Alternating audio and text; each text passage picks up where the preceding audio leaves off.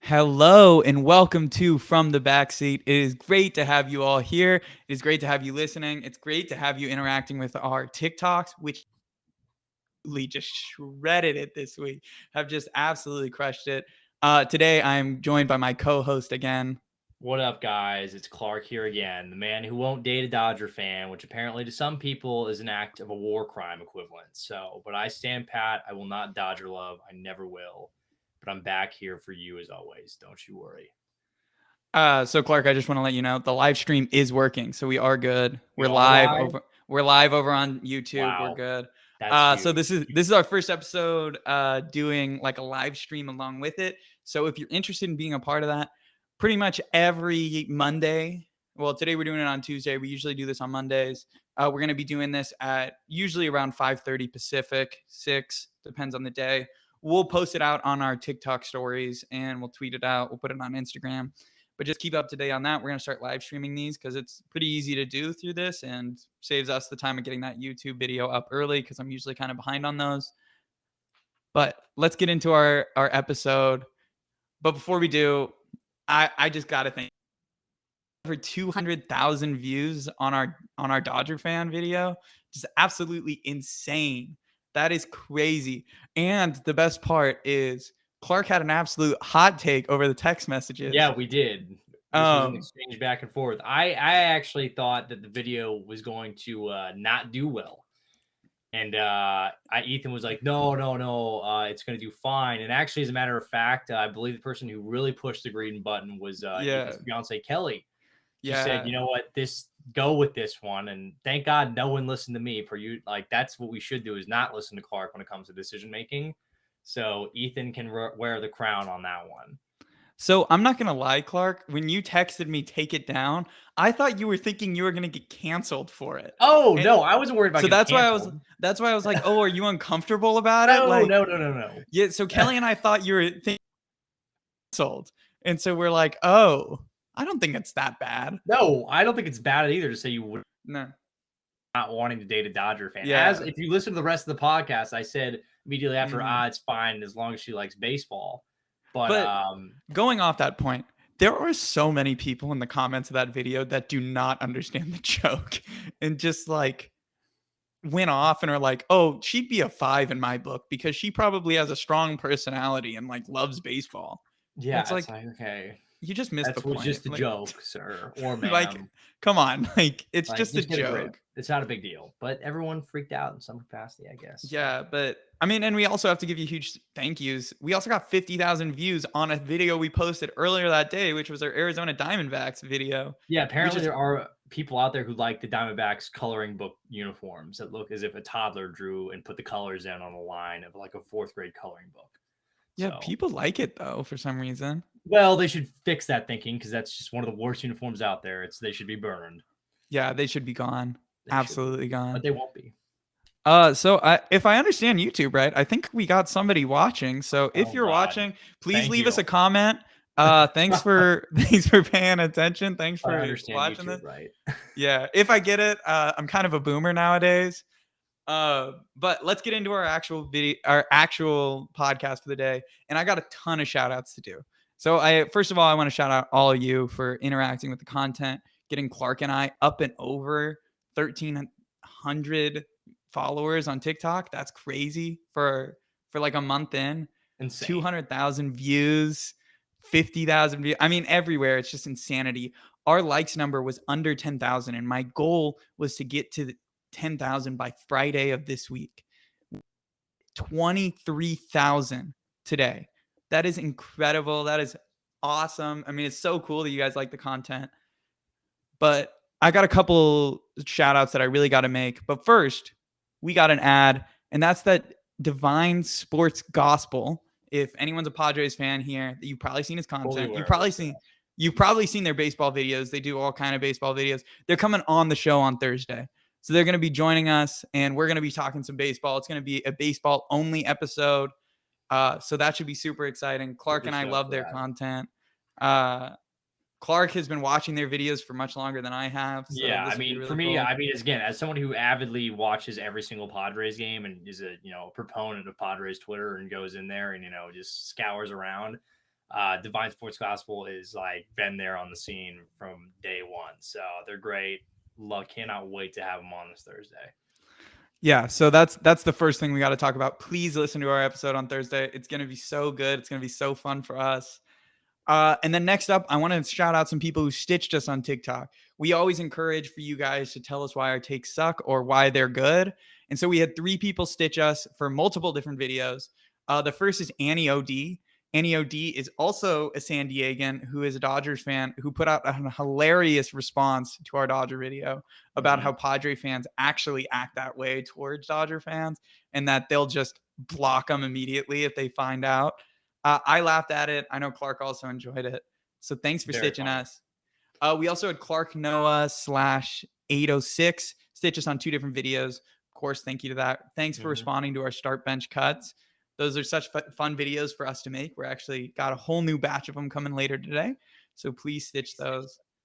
And then last but certainly not least is Jay Bolted. Jay Bolted responded to our tight ends video with his list, which was cool. Solid list. Yeah, so we had a bunch of fun. He also stitched something else. So thank you so much for stitching us, duetting us, do whatever you got to do. Have fun with our content. It's not perfect. Clark and I make some boneheaded takes, but they're all real. We all believe them. But some of them probably look bad within 20 minutes of us posting. Oh, probably most. I mean, most people laugh. I mean, not most. I would say it's a pretty even split on people who think I'm either an idiot or you're an idiot or don't or really agree with us. But it's always great to see the interaction, whether it's negative or positive. Always appreciate it. For sure. And then last but certainly not least, I want to call out some podcasts that we are getting on the show. So Clark and I are changing our schedule a little bit because we're starting to reach out to other podcasts, to other creators. We're going to move our scheduled show. We'll have 2 days a week, and then we'll have pretty much a bonus show every week with a guest. So that won't ever be on a scheduled day. It'll just be when the guest is available. So we got plenty of these podcasts lined up to do more, to have them on, interact with them. So, of course, we got Divine Sports Gospel coming on this Thursday, as a reminder. We got Shoot It Straight. We got What's the Check Down. We got Drew Code Sports Talk, who we've already been on, already interacted with. And then we got Side Door Podcast as well. If there's any other podcasts you guys know that you want us to interact with, I'm happy to shoot them DMs, get this stuff going. Clark and I love interacting with other creators. We actually started a group chat with Drew Code Sports Talk. Now we share information, make this podcast better based on what they know. So yeah, thank you to you guys. Thank you for everything. Let's get into the show. And today we're not starting with hot takes. We are introducing a new segment. And it's one I thought of off the cup last week, and it turned out to be our most popular video. So we are playing She's a 10 But. So Clark, I got 5 different phrases. She's a 10 but. And so what you have to do is you have to give about a sentence or so of commentary and a rating. So you can do it in whatever order comes to you first. Like if you think of the number first, give the number. Or if you think of the sentence first, give the sentence. But we got 5 here. Think of them kind of like speed rounds through these. One of them was made by Kelly, and I'm going to admit, I thought it was super funny. So just get ready. It's our last one. But we're going to start off with, she's a 10, but she thinks Joe Burrow had an historically bad Super Bowl run. She's a 10. She thinks that Joe Burrow had a historically bad Super Bowl run. Yep. I would say probably like a 3 or a 4. Because I think, again, obviously at that point, they won't ever take in any sort of, circumstance in your relationship that you have. They'll never listen to actually any reason. So yes, if you think Joe Burrow had a generationally bad playoff run, you're a 3 or a 4. She's a 3 or a 4. That's pretty good. All right. So our next one, she's a 10, but she thinks Juan Rodriguez is the next star of the MLB. Juan Rodriguez, she thinks is the next star of the MLB. Yep.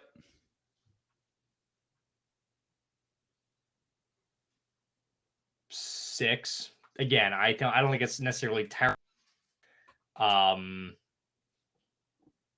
You're a fool if you think that. In some ways, there's better players in front of him. There's Fernando, Juan Soto, Ronald Acuna. There's too many names up there in front. O'Neal Cruz coming up. No, 6 at best. Sorry, that's just not proper mindset if that's what we're going with.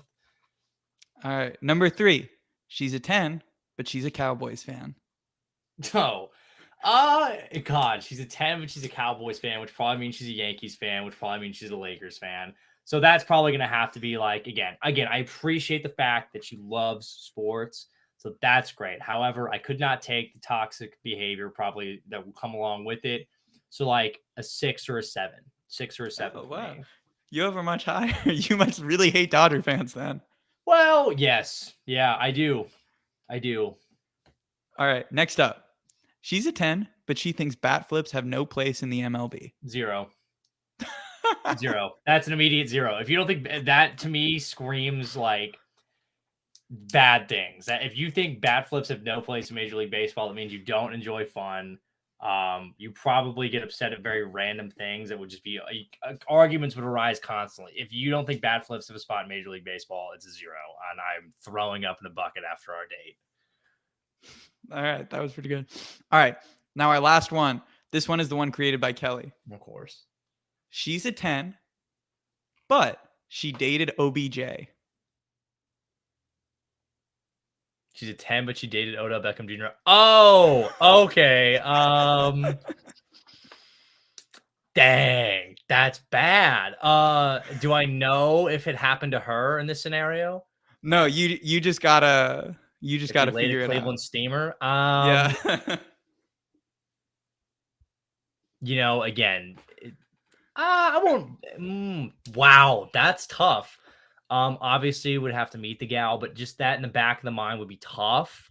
So we're gonna go with like a 4. That's wow. No, I mean, look, again, it's just gonna be in the back of the mind of Odell possibly squatting. I think that would be tough. Be like, wow, that happened. But again, if it would just have to be, can she confirm whether or not it happened? If a Cleveland Steamer occurred, I don't know. No, it's all you know. No. All I know is she dated. Okay, if all I know is that she dated Odell, then probably like an 8. Oh wow. If that's all I knew, I didn't know anything else. If all I knew is she dated Odell, I guess. Oh God, maybe 7. There's a lot of ways you could go with this. I'm scared to answer this one. I'm sure she's a nice lady, but it would just be hard to overcome to not know whether or not it happened. I guess if the relationship progressed far enough, I would know. But yeah, you'd eventually find out. But by that point, it might be too late. People learn from past relationships, so it's just maybe a moment of growth. All right. So that is our new segment. She's a 10, but not very long. Just kind of quick hitters to get us started. Because today episode, and that is hot takes. Ripping that one, dude. Why was she coming up with that? She was watching me write them, and then she was just like, "Oh, you should do one about Odell." I was like, "Oh, okay." Thanks, Kelly. Appreciate that. So she wanted me to be more explicit about it. Okay, and I made it. You can't be just ripping some ridiculous ones out there. That's terrible. I mean, the Odell one's hard enough. I mean, jeez. Oh, I thought that was pretty funny. I laughed. That was very. I'm not saying it's not funny. It's just it just makes it so hard. Yeah. So that's our new segment. We're gonna be doing that every week. But let's get into what most people listen to this episode for, and that's Clark's and I hot take. It's pretty much what we're known for at this point. So this week is my week to go first, and this week I have a super hot take, and it's one I've been sitting on for pretty much since we started this podcast. And this is going to come off biased since I'm a Chargers fan. Oh God. But it has to be said. My hot take this week is Patrick Mahomes is the most likely quarterback to fall out of the top 5 because of the rising young quarterbacks coming into the league. Now, my reasoning. Please explain. So at some point, we have all these young quarterbacks who are fringe top 5 quarterbacks. And at some point, they got to break into the top 5. So my argument is, Patrick Mahomes is the most likely one to fall out. Now, I have plenty of evidence for this reason why. And it's all based on his production last year, the 2-eye scheme. Now, a lot of people say by the end of the year, he figured it out. He was playing better. I would argue, yes, he was playing better, but it still wasn't good enough. So some stats to rail off. So his yard per game were the lowest of his career. He averaged 280.6. And playing in 17 games, you would think he would throw for higher. Now, his passer rating was by far the lowest of his career. He had never been below 105, and last season his passer rating was 98.5. Now, last year he also had his most career interceptions with 13, with a turnover-worthy play rate of 3%, which actually wasn't the highest of his career, but it's still not great. Next, big time throws were way down. He was only throwing the ball downfield about 3% of the time, when previous seasons he was averaging about 7%. So we saw a huge drop when the too high safety look came in, even though he still had Tyreek Hill. Now, most concerning to me, he took the most sacks of his career last, and this is even averaging if we just did 16 games, even though his offensive line was way better than it was his first 3 years in the league. He was moving around the pocket more. His pocket presence wasn't as good, even though he had an elite left tackle at Orlando Brown Jr. He had Joe Thuney. He had Creed Humphreys. He was on his offensive line, but was somehow sacked the most. Another stat, his yards per attempt were down to about 7%, or 7 yards per throw. And before he was averaging about 9 yards per throw. Now, the most anecdotal of the evidence is no Tyreek Hill, so he has no downfield weapons. And I know people are going to be like, what about Martez Valdez-Scantling? He is MVS, not, baby. MVS. Respect MVS. yes, he's very fast, but he's no Tyreek Hill. Tyreek Hill can run pretty much every route in the book. He can still high point the ball. He is my number 3 receiver in the league, and I know a lot of people aren't that high on him at all. But I think Tyreek Hill is very, very good. I think it's a huge loss for that Chiefs offense. Now, the biggest thing that leads me to this is at some point, Joe Burrow is going to have to get into the top 5 conversation. Justin Herbert is already there. If people don't have him in his top 5 list, he's usually number 6. Then we also have the likes of Lamar Jackson, who's a past MVP who can make the argument to be in the top 5. People act like Russell Wilson could also be back in that conversation. I don't know how much I agree with it. Matthew Stafford, another good year, should make that jump into top 5. Now, we could see Tom Brady and Aaron Rodgers retire, although I find that unlucky. I think if either of them stay in the league, neither are dropping out of the top 5. Josh Allen, his ascension will continue. He's not falling out. And then all those young players are only going to go up. So at some point, someone's got to fall out of the top 5. And my likely guess is that's Patrick Mahomes. So again, after I said my whole argument, my take is Patrick Mahomes is the most likely quarterback to fall out of the top 5. Yeah, I don't think that's going to happen. No. Okay, why? Okay, well, I just don't think he's okay. I get it. I get what you're saying. But other guys are just going to go away. I think it's more likely that you would see Rodgers fall out of it. I think it'd be more likely, obviously, Brady leaves, so he'll be gone at some point. I would see, again, more likely in my mind that Aaron Rodgers would fall out than Patrick Mahomes would fall out at this point. Really? You think it's... But Aaron Rodgers had 2 MVP seasons in a row. Yeah, but the Packers are worse now, and I feel Same like... with the Chiefs, though. No, but the Packers... Okay, I know the Packers lost Tyree. I'm sorry, the Packers lost Devontae, and the Kansas City lost Tyreek Hill. But I still think in the grand scheme of things, coaching does matter. I think Andy Reid's offense will be better than the Packers' offense. The Packers also can lean more heavily on a running game. So maybe they don't use Rodgers as much this season, and he has a little bit of a down year. And again, who's he really throwing to? At least with the Chiefs, you can name some guys. With the Green Bay, at this point, it's Alan Lazard. Wait, so your hot take is that not Aaron Rodgers... Well, but what you're saying is... Rodgers, in my mind, would be more likely to fall out than Mahomes. Okay. In my top 5 for me. So then do you think of these young quarterbacks, which one do you think none of them will be able to rise up into the top 5? Okay, I have to go back and look at my 5. I remember having Brady, Rodgers, Mahomes, Allen, and I think and you had Stafford at 5. And then Stafford Herbert was 5. 6. Lamar, or no, Burrow was 7. 6. And then Herbert at 6, Burrow at 7.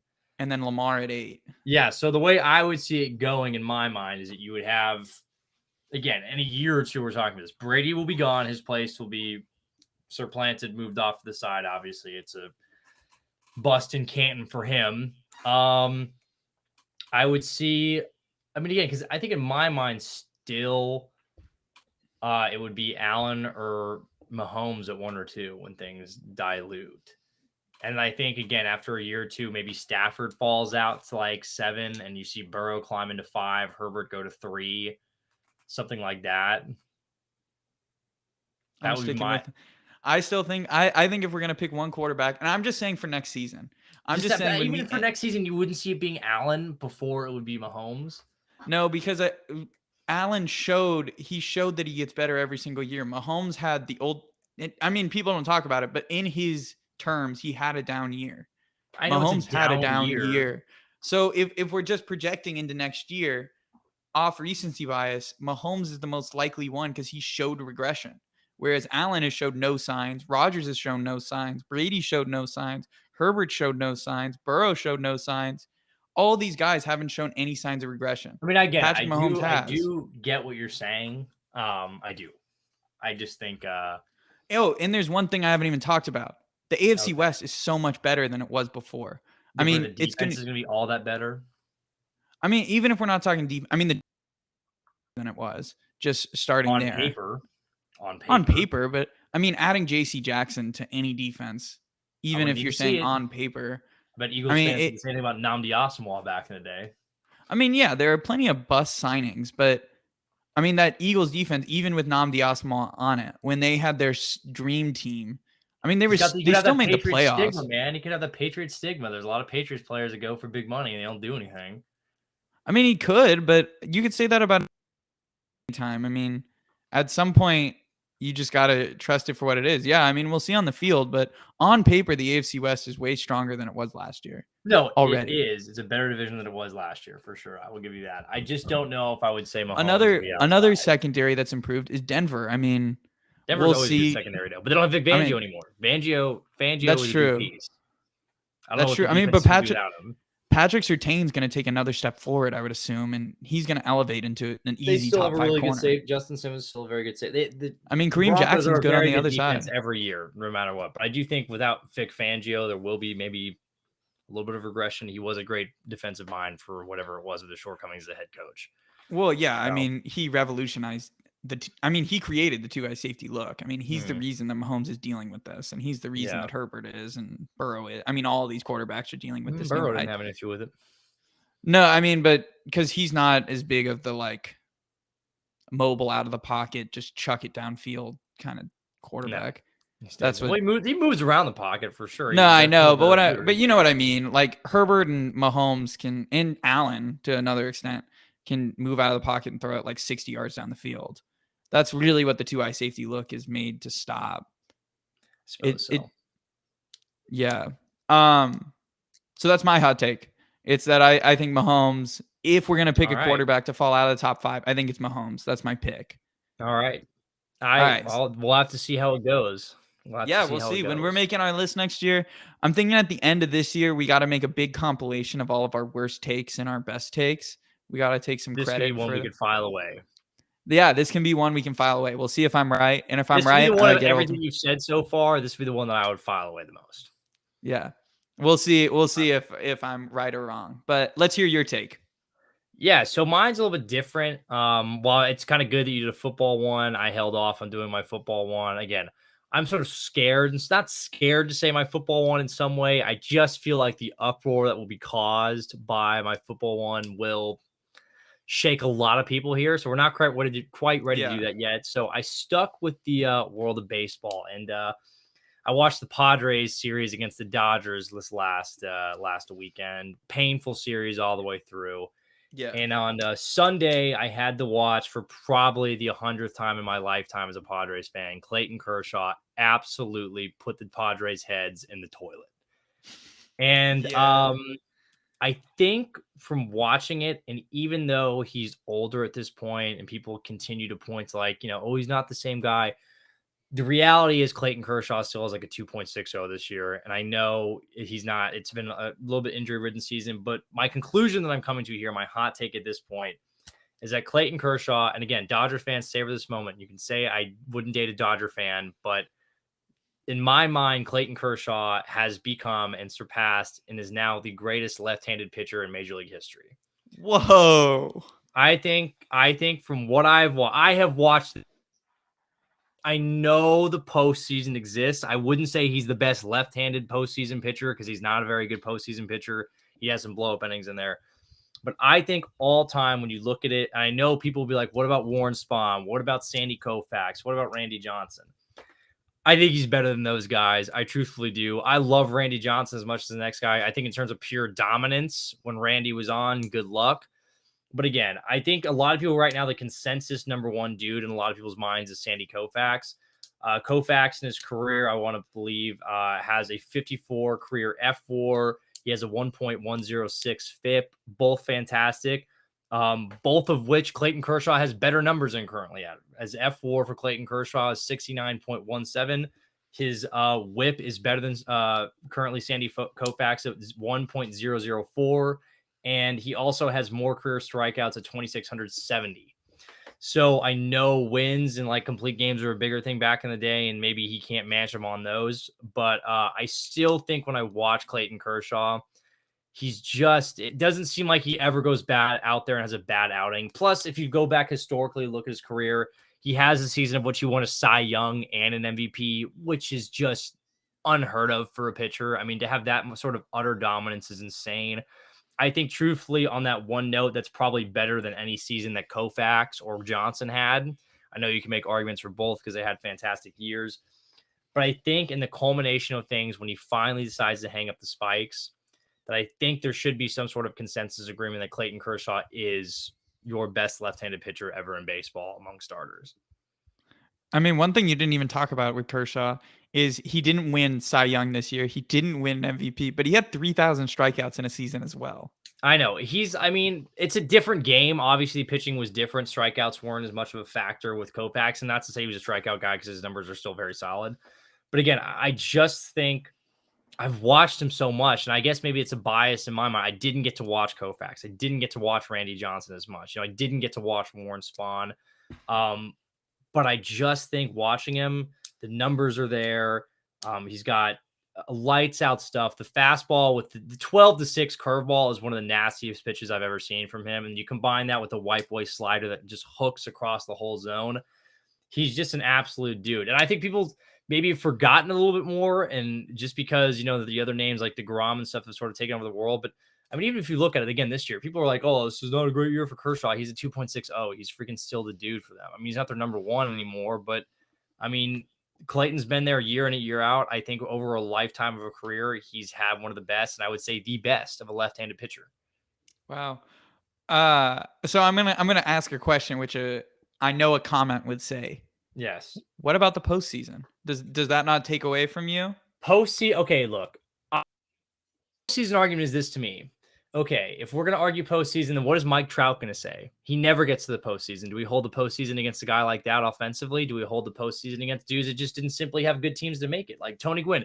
Is Tony Gwynn the greatest hitter of all time? Well, I don't know. He didn't make the playoffs at any point. Well, it's because he was a part of a bad franchise. I don't think it always leans on it. I understand Kershaw's numbers aren't great to very good in the playoffs, but he's performed, and he finally, I mean, everyone calls it a Mickey Mouse trophy year, but he did have a good season in the postseason during that playoff run. You can't deny that. Everyone had the same circumstance, although it is fun to make the Mickey Mouse joke. I still think that the postseason numbers shouldn't be held as harshly against him as everyone makes it out to be.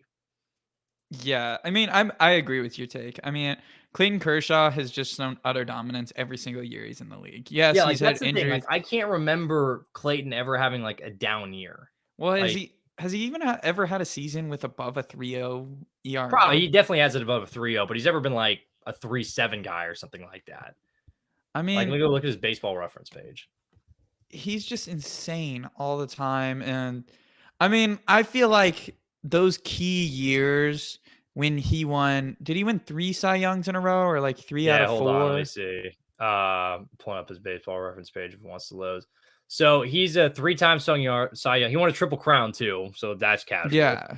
And 3 Cy Youngs came 3 out of 4 years from 2011 to what was it? 2014. He's finished Cy Young top 5 1, 2, 3, 4, 5, 6, 7 times. I mean, even looking at his stats, I mean, if you go from 2013 to 2017, the highest ERA he had during those years was a 2.31. He had, during those seasons, he didn't have a whip above 1 in any of them. I mean, that's even insanity. Which wasn't a full season, a very good one for Clayton Kershaw. He still had an ERA of 3.55.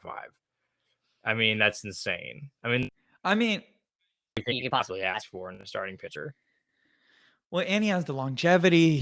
You can root for him. Yeah. He's been on the same team his entire career. He's not a player like, as much as people like to say that the Dodgers have bought players. They didn't buy Kershaw. They drafted him, rose him up.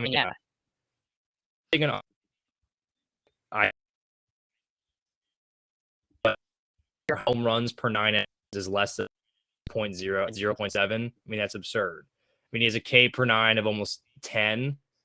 Like, that's just astonishing. So it's just the utter dominance that he's exudated through his entire career. And I hate the Dodgers to my bitter core. I truly do. But I can't ignore what has been so great in my entire life. I would be ignorant to do that.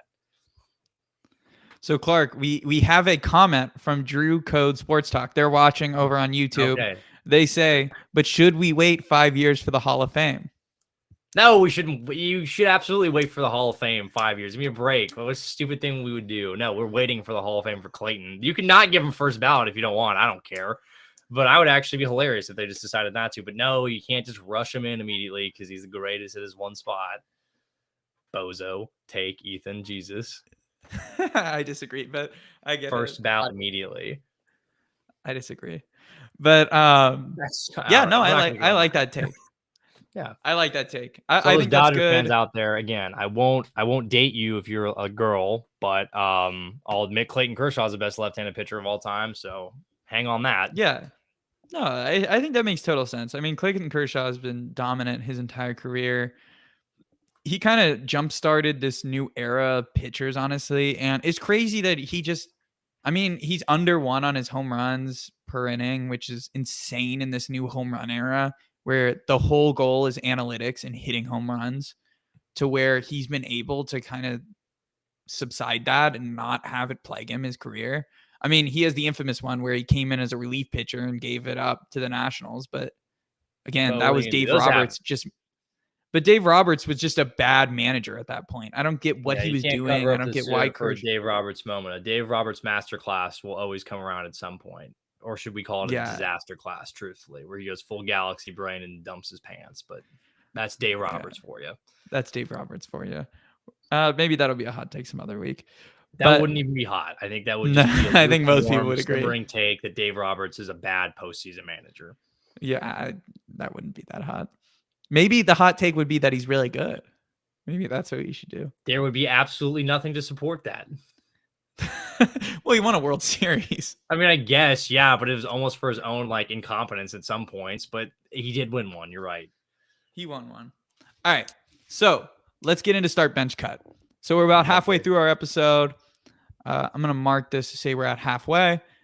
So we're going to get into start bench cut, which if you've never listened to the show, it's our segment where Clark is asked by me whether bench cut. Now, these aren't always players. Sometimes they're teams. Sometimes I change the scenario a little bit.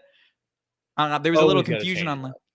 I always change it up a little bit. There's a little confusion on last week's when I posted the TikTok about MVPs. I was saying, who do you think out of those 3 players would most likely win MVP? Not who is the best. It was who would win MVP. Sorry that wasn't clear. So I'll try to be clear this week. Again, this is a game that is based off of, I'm going to call it Marry, First Date, Kill, where there's 3 things. You gotta explain it like that. You can just leave it as is. Yeah, I mean, we gotta explain the game a little bit. So start bench cut. It's which thing would you start, keep on your franchise for forever? Which one would you put on the bench, and which one would you get rid of? You have to put them into those boxes. There's no I would start all 3. All 3 are great. The whole point is that all 3 are great. That's how I write them. It wouldn't be fun if they were all easy.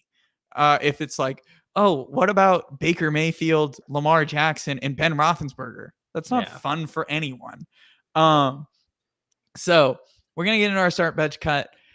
I did it this week where they get progressively harder. I thought that would be more fun that way. Thanks. So we're going to start off with what I think is the easiest one, but I don't think you'll think is easy. So start, bench, cut AJ Brown, Debo Samuel, or DK Metcalf. Okay, that's pretty easy. Cutting DK Okay. Metcalf. I will cut All DK right. Metcalf. I like DK Metcalf a lot, but there is some sort of validity that he is a one-trick pony with the 9 route. There are those who slander Debo Samuel saying he is, the running back, truthfully, for San Francisco. I actually think my start would probably do I want to say it? Oh no. My start would be I got to start Debo. I'm starting Debo Samuel. Okay. I think Debo is probably one of the best yak guys. I think the number of ways that this 49ers can use him is absolutely ridiculous. Again, I don't know if he's going somewhere else to play alongside some other team. I'm really tempted to say AJ Brown because I love AJ Brown. I think his physicality, his speed, the complete package that he possesses a deep threat. I think he's going to be huge for the Philadelphia Eagles offense this year. He's going to help Hurts, I think, take that next step. But I think as a whole, start Debo, bench AJ Brown, cut DK Metcalf. Although I think DK Metcalf is actually pretty funny when he goes on podcasts, so that does factor into that. But would it have been harder if I had made it Deontay Johnson? I was deciding between oh DK no, Metcalf I and would Deontay immediately cut Johnson. Deontay Johnson Okay. immediately. All right. So now that we got that out of the way, so Yeah. there was some news. Well, it wasn't really news. It was Bleacher Report put out 4 projected trades, and 2 of them had to do with Debo Samuel and DK Metcalf. So I wanted to take this opportunity to run them by you to say, in the first scenario, if you were the 49ers, would you accept the trade? Okay. And then in the second scenario, if you were the Seahawks, would you accept the trade? So, okay. So I'm saying you are accept the trade, yeah. Yeah. So you are the 49ers. You're trading away Debo Samuel, and you are trading him to the LA Chargers. And what you will get in return is a 2023 first round pick and a 2023 fourth round pick Remind me when Debo's contract is up again. after this season. Okay, and I'm getting a 2022 first round and a 2024 2023, so next year. So So next both year, are next year. 2023 first So round, and basically, then a first and a fourth is what I'm getting. yeah, a first and a fourth for next year. Would I do that if I'm the 49ers? No, I think I can get more. Really? You think you could get more than that? Yes. Okay. I just watched the Cleveland Browns give a serial predator up for 3 picks. Yeah. So I'm asking for more. So you can find stupid teams out there. I don't think the Chargers are dumb enough to do that. What do you think about the Chargers as trade partners? Does that make any sense to you? I don't really see how it works because I feel like they have their slot position filled. They don't need him going out of the backfield because they have Eckler. I think they have their deep guy in Mike Williams. And I don't know if the Chargers would be willing to give him a ton of money because I know the Herbert contract's coming down the pipe. So truthfully, I know they could restructure and guys will come off the books. But I think for the Chargers, as much as a luxury it would be having, it would probably be great. I don't know if it's something you go with because I don't know if it fits. Well, I would be worried that they'd be paying 3 receivers $20 million because they already have Keenan at 20. They got Mike at 20. How are you going to pay Debo 20? No, that's saying I don't know if it were. I don't think it'd be like a 1-year rental and it'd be an expensive 1-year rental at that rate. I mean, you're 1-year rental. Yeah, exactly. It's a lot. All right. So now let's do the Seahawks one. So this is for DK Metcalf. So the Seahawks are trading with the Cleveland Browns. Seahawks get Baker Mayfield, a 2023 second round pick, and a 2023 third. So they're basically getting a second and third plus Baker for DK Metcalf. Would you accept that if you're the Seahawks? Baker isn't good. Stop thinking it's ever going to happen. You can find something better and develop it in the draft, I would hope. If you found Russell Wilson once, you can find some other quality quarterback again. Just ride with Drew Lock. Let it suck. Let it be horrible. It's going to sting. It's going to happen. The Bengals did it when they had Andy Dalton their last year, and it was a complete dumpster fire. You're going to hate the whole season. But maybe if you get lucky with this really pass, you can sign DK to the extension and pair him with a top-rated rookie quarterback that you get because you were so bad. Your fans may hate it for the 1 year. I'm sorry, 12s. But it's a right decision. Don't give up DK. He's a valuable asset to something you can build later on. The rebuilds in the NFL don't take that long if you get the right guy under center. Okay. Yeah, I wouldn't do it. Sense. Besides, again, Baker, okay, if he's good, then how good? I mean, he's not going to be good anyway, but it bores me. I wouldn't want him. I think Drew Lock would almost be better than him. Yeah. I mean, I get it. I mean, he's not better than him, but. So our next one is going over to the NBA. Steph Curry, LeBron James, or Kevin Durant? Oh gosh. Well, you got to start LeBron. Okay. I got to start. I mean, again, are we talking right now? Actually, we're talking Uh, right now. so my idea was we talk right now. That was Okay, the well, then that idea. makes it a little bit harder. Yeah, I'm still starting LeBron. I'm sorry, I'm still starting LeBron. KD has been in and out. He's been dealing with stuff. The conversation would be closer in my mind between Steph and LeBron. I still think, and again, maybe this will come off as a minor hot take in itself. I think LeBron James is the greatest basketball player that's ever lived. I think he's better than Michael Jordan in my mind. I know it's a debate out there for some people who think it's not even close, but I think LeBron's my number one. I think when you look at the career of longevity and what he's continued to do, even this past season with the Lakers, with a team that wasn't particularly good, LeBron was still LeBron. Steph, I think, again, I would bench him. I think he's revolutionized the game. I think, again, you saw how great he is. And I think, again, the right now thing is a big part because, again, I haven't seen KD play a lot. It didn't work out in Brooklyn. I think, too, when you look at Kevin Durant, like, I don't know where he's going to end up, and I don't know what he's going to do and what team and how it's going to work. I certainly don't think it's going to be Brooklyn at this point.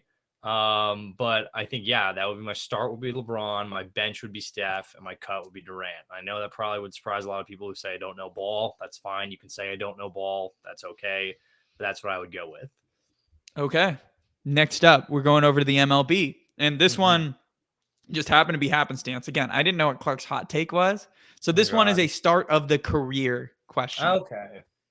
So would you take at the start of their career Max Scherzer, Justin Verlander, or Clayton Kershaw? Okay, we're cutting Max Scherzer. Okay. We're starting Clayton Kershaw and we're benching Justin Verlander. Okay. I think Justin Verlander this year is again in a Cy Young conversation, which is ridiculous for a man who's coming back from a Tommy John.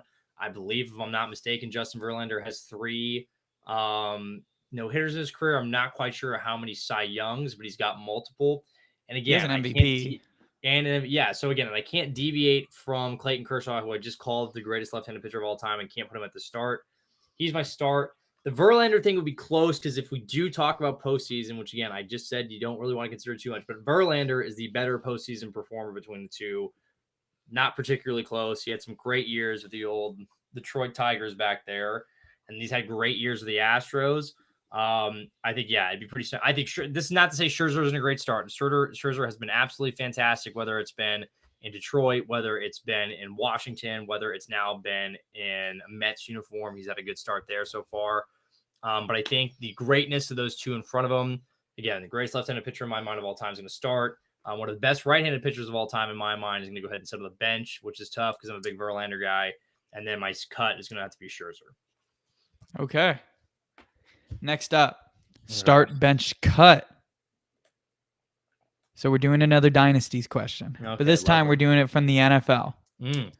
Start, bench, cut. The 80s 49ers, the 90s Cowboys, or the 2000s Patriots? Okay, you're starting the 2000s Patriots. Okay, so you're starting off with the 2000 Patriots. 2000s Patriots, which I guess extends truthfully to their whole. Is this like their whole time with Brady and everything? No, I'm just saying up to 2009. So they would have had the perfect season that they didn't win the Super Bowl, and they would have what? How many titles? 3 rings? They would have had 3 rings. 3 rings. How many Super Bowl appearances? 4, I think. Did you see the 90s Cowboys? 90s Cowboys, 3 Super Bowl rings. And then the 80s 49ers, which I'm also including their 90, because they won in 1990, but it was in January, so I'm counting that in the 80s. They also have 3 Super Bowls. If you were throwing a different Cowboys dynasty, I would have said that, but I will cut the Cowboys. I will bench the 49ers. Wait, what other Cowboys dynasty would have you picked? There's like the 80s and the 80s, the old school 80s, and I mean not the 80s, but the old school Steelers and Cowboys teams. Oh, yeah, I picked the Troy Aikman, Emmitt Smith, that team. No, I wouldn't. I'll cut them. I will cut those teams. Wow. So who are you starting? Who are you cutting? Or who are you benching? I'm benching the 49ers. I will cut the Dallas Cowboys. Okay. All right. That's a good one. All right. So last but not least, this is the one I've been sitting on for a while, and this one I think is fun, but I got to give you context to this one. Okay. So it is. So I'm gonna say what it is. You can give your initial reaction, and then I got a bunch of stats I got to read to you because you might not know them off the top of your head. Okay, gotcha. Go for it. So it is start, bench, cut. The 20 age of Tom Brady, the 30 age of Tom Brady, and the 40 age of Tom Brady. So during those years, his performances. So let's look at the stats. So in his 20s, he had 3 Super Bowl appearances, 3 rings, and 1 NFL MVP. In his 30s, he had 4 Super Bowl appearances, 2 rings, and 1 NFL MVP. In his 40s, he had 3 Super Bowl appearances, 2 rings, 1 NFL MVP. Now, stats-wise, TDs, he had 147 touchdowns during his 20s. During his 30s, he had 309. During his 40s, he's had 80. Actually, this might be a little late. It might not include last year's, depending on when this chart was made. Wins, in his 20s, he had 70. In his 30s, he had 113. In his 40s, he had 36. Old. I don't Okay, think I it's know what quite I'm there. gonna say. I know what I'm gonna say. Okay. Yeah, this might shock people. I'm starting 40s and like late 30s, I guess. Tom Brady. That's who I'm starting. I think what you've seen with Tom Brady in an offense that allows him to be what Tom Brady truthfully probably could have been his whole career when he had like Randy, like the one season Tom Brady had Randy Moss and was allowed to just throw it. That was like what he's been with Tampa Bay this whole time. Tom Brady in Tampa Bay has been allowed to be himself, be the quarterback that he's been great his whole career, but the numbers now stack up with the talent and the pre-play recognition, the ability to see what's coming. I think for me, 40-year-old Tom Brady is when I start. I bench 30-year-old Tom Brady because obviously still the great years, probably you could argue maybe the prime era for him. And then I'm cutting 20-year-old Tom Brady because really when you look at a lot of those numbers, it was more of a game manager feel than anything else. They weren't doing everything to let him be. They were more constrictive than anything else. They didn't want to make the huge mistake. So yeah, again, Brady we're seeing right now, I'm starting because again, he's played at an MVP level both these times. He's been out of his mind. And again, it's been basically what he should have been allowed to do this entire time when he was in New England. I will bench the 30-year-old Brady again. Still, don't get me wrong. All of these times he was still great, but still, I'll cut the 20-year-old Brady. Okay. I thought that one would be a good one. I think that'll also get a lot of traction on TikTok. I think that'll do pretty well. We're trying to just talk. We're not just doing it for TikTok. Obviously, we're trying to have conversation. Doing it for TikTok, but that's also in the back of our heads all the time. I mean, we're trying to get people to listen. Just to outwardly say it. Hey, we got to be honest. We're being honest. No, but honesty. That's what this is for. We do. This is our podcast. Here. Is honest and stand up. Yeah, this is our podcast. I mean, last week we had 200,000 people watch us because you said you'd block the number of a Dodgers fan. I stand by that. I think it's a very reasonable thing. It depends on other parts of the conversation, obviously transpire. But she's like, "Oh, I'm a huge Dodgers fan. And you know what? I'm just bleed Dodger blue," and I would just be like, "Well, this is just not going to go well." See, like that's not going to work out, I guess. It just wouldn't. I just know immediately in my mind, like if we watched a game together, if we went to a Dodgers-Padres game together, I would just be like, this is hell. This is the deepest circle of hell I could possibly be in. Because I just know the Dodgers would start kicking the Padres' teeth in. And I would sit there like when we were at your engagement party, and I would just be mad and just staring at the field because it's happened for the 500th time in my life. And she'd be like, "Oh, why aren't you? We're having such a good time." And I would just be like, "I'm leaving." That's what I would do. Goodbye. Nice knowing you. All right. Is there anything else you want to say before we go? Oh, I don't think I have anything truthfully to add. I think I've made my comments out here today very concise. All right, cool. Well, this has been our show for the day. Today we kept it pretty simple. We kept it kind of short for our standards. We're back to that 45-minute mark, which is kind of it's a nice little spot to be at, I think. Well, little spot. We've been trying to cut down on our times, but again, biggest ad, our biggest plug, Divine Sports Talk is going to be on Thursday. Make sure, and we're going to live stream it like we did today. So make sure you come into that live stream if you want to ask us questions. As you heard, we live answered a question on the I guess, air. That So make was. sure to Thanks for the rate cover. our podcast. Make sure to listen to it on Apple Podcasts, Spotify, wherever you get your last podcast. Make sure to give it a 5-star rating. Make sure to leave us a review. Remember, if you leave us a review, we'll shout you out at the beginning of the show. We had no new reviews, so I didn't have anyone shout out. Sad for me. Yeah. Um, Yeah, we always love and shouting then out. Leave reviews. Leave those yeah, reviews. seriously, leave us reviews. Then we got our TikTok. Make sure to go follow us on TikTok. Make sure to go watch our videos. Make sure to keep loving the content. Comment on everything. Watch it early. How the TikTok algorithm works is if you follow us, you get our videos early. Most of the videos don't hit the For You page for about 30 to 2 hours after. That's why if you ever see one of our videos randomly blow up and it's been up for like 3 hours, that's how the algorithm works. So if you want to see our videos early, make sure to follow. You'll get to see those before everyone else. You'll get early comments. We are better at responding to the earlier comments because we're on TikTok then. So if you want something responded to comment early. Make sure I see it. Yeah, and for the people asking, why do you comment so much on them? Why is there like 500 and half of them are yours? It's because I will not let it go. I will be fully willing to spend my entire day just to absolutely get down to the nitty gritty with you people. I will get in the trenches. I don't care how stupid you call me. I have all the time in the world for you people. I will not let it go. Yeah, and if you guys think we make a bad take, you're free to say so, but we will respond to you. We will give our reasoning of Yeah. why we believe our takes. Like today I Yeah. was getting flamed for my safeties list. Okay, that first of all, that safeties list has been up on the podcast for like 2 weeks. It's not new information. Yeah, apparently But you're disrespecting Minka Fitzpatrick, who I sucks didn't at being a run defender. yeah, we didn't disrespect him. I mean, I did From the admit I'm top like 10. yeah, he was on the top 10. I could have disrespected him more. And all those people that are like, "Where's Harrison Smith?" I'm like, He's "Okay, old now, and where's he's his not as wheelchair?" good. Yeah. Yeah, where's Um, Jamal Adams? Oh, you mean the guy that doesn't pick the ball off ever as a safety, who's not good at like one half of his job? There's a reason he's not in the top 10. You yeah, can there's a reason do he's not on the math. list. So make sure to follow us on TikTok. Make sure to like, comment. You want to see those videos early? Make sure that you're following. Go follow us on Twitter. We also launched an Instagram. Those are both Backseat Pod at Backseat_pod. So make those. You can find us on YouTube. That's where we live stream these now. So if you want to be a part of the live streams, just keep up to date on our TikTok. That's where we mostly post them, as well as our TikTok, our Twitter and Instagram.